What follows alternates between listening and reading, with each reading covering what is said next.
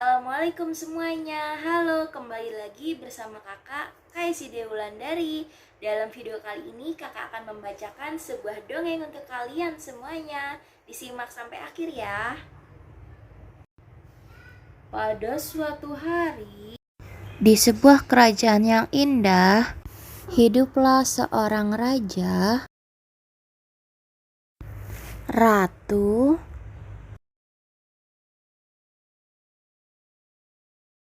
dan anaknya yang bernama Raden.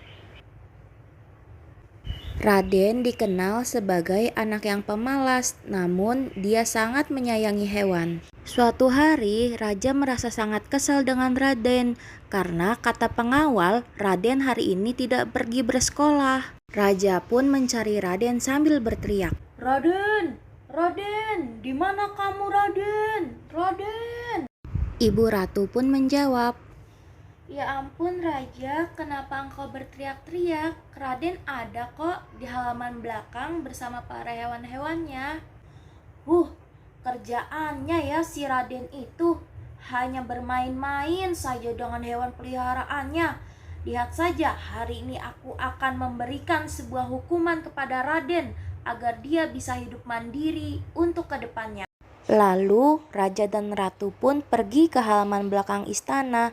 Lagi dan lagi Raja berteriak, "Raden, sini kamu."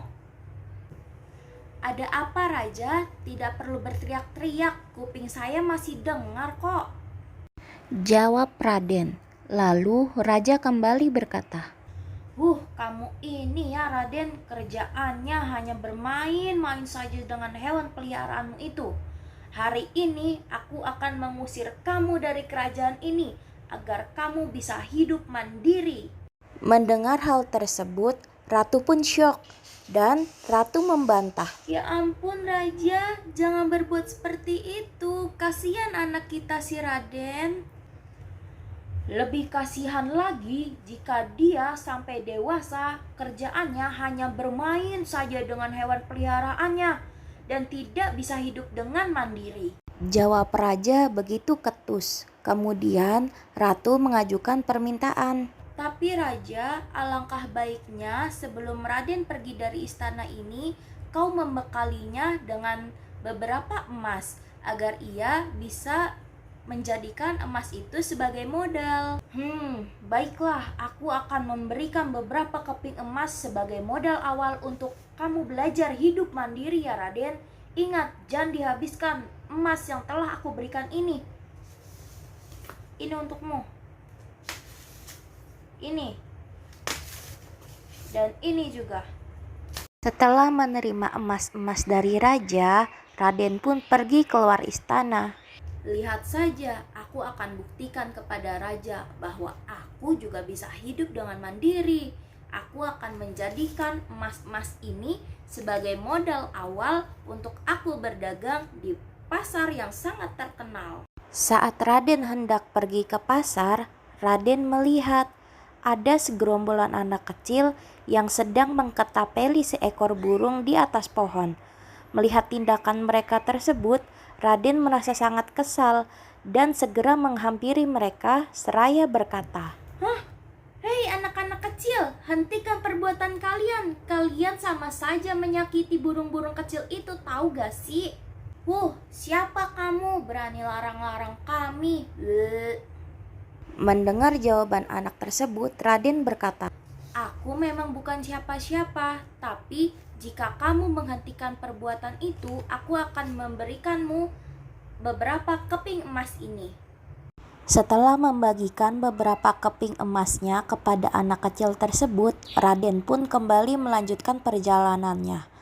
Namun, tak jauh dari tempat tersebut, Raden kembali melihat ada seorang bapak yang sedang menangkap seekor ular. Melihat tindakan bapak tersebut, Raden pun segera menghampirinya, lalu berkata, "Bapak, hentikan perbuatanmu itu. Perbuatanmu itu dapat menyakiti ular tersebut. Kasihan dia." "Siapa kamu anak kecil? Beraninya melarang-larang saya?"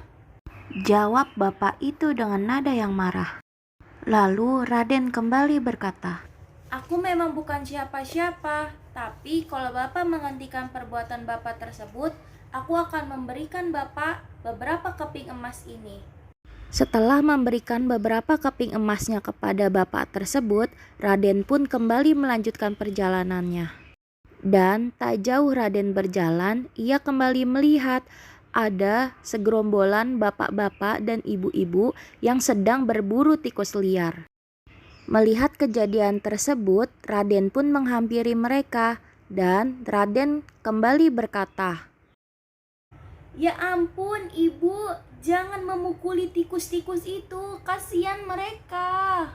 Kamu ini siapa? Berani-beraninya ya melarang-larang saya memukuli tikus-tikus itu," jawab si ibu itu dengan nada yang tinggi. Dan Raden pun kembali menjawab, "Saya memang bukan siapa-siapa, tapi kalau ibu mau menghentikan perbuatan ibu tersebut, saya akan memberikan beberapa keping emas terakhir yang saya miliki ini." Setelah memberikan kepingan emas yang terakhir kepada ibu tersebut, kini Raden sudah tidak memiliki emas lagi. Kini Raden hanya berjalan tanpa tujuan, dan ia memutuskan untuk beristirahat sejenak di bawah pohon. "Sepertinya pohon ini cukup rindang. Aku akan tidur saja deh di bawah pohon ini." Saat Raden sudah tertidur pulas, samar-samar ia mendengar ada suara desisan ular. Dan benar saja, di hadapannya kini ada seekor ular besar. "Hah? Ular!" Mendengar teriakan Raden yang sangat ketakutan, ular itu pun berkata, Tenanglah anak baik, aku ini adalah Raja Ular yang sudah kamu tolong tadi. Sekarang apa yang kamu sedang perbuat di sini? Mengapa kamu sangat sedih?" "Iya ular, aku sangat sedih karena semua emas-emas yang aku miliki sudah aku gunakan untuk menolong hewan-hewan yang ada di dalam hutan ini. Padahal emas-emas itu rencananya akan aku jadikan modal untuk berdagang, supaya aku bisa membuktikan kepada raja bahwa aku juga bisa hidup dengan mandiri." Mendengar cerita Raden, Raja Ular pun merasa iba dan ia memberikan solusi. Tenang saja anak baik, aku memiliki sebuah cincin ajaib. Kau tinggal memejamkan mata dan mengajukan permohonanmu kepada cincin tersebut, dan cincin itu akan mengabulkannya. Mendengar hal tersebut, Raden pun menjadi senang dan ia segera meminta kepada cincin tersebut. "Baiklah cincin ajaib, sekarang coba tunjukkan bahwa kau benar-benar ajaib. Tolong berikan aku emas-emas seperti emas yang sudah aku bagikan kepada warga-warga tadi." Setelah itu Raden pun memejamkan matanya dan benar saja, secara tiba-tiba tangan Raden sudah dipenuhi dengan emas-emas.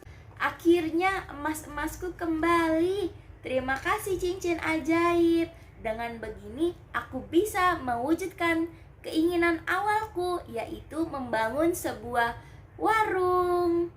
Sesampainya Raden di kota, ia segera membuka warung. Warung Raden sangatlah komplit. Banyak warga desa dan warga kota yang membeli di warungnya.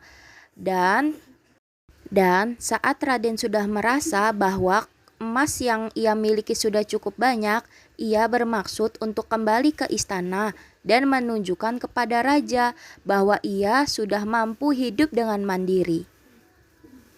Sesampainya di istana, Raden langsung mencari raja. Raja, coba lihat ini. Aku bisa kan membawa emas-emas yang lebih banyak daripada modal yang waktu itu raja berikan kepadaku."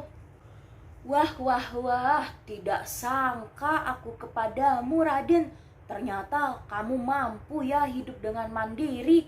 Selamat datang kembali ya ke istana. Syukurlah anakku, kau bisa membuktikan kepada raja bahwa kau bisa hidup mandiri.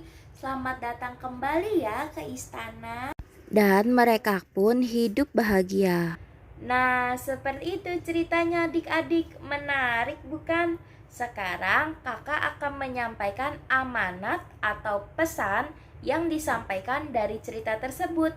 Amanatnya ialah teruslah berbuat baik kepada siapapun dan kapanpun. Yeay.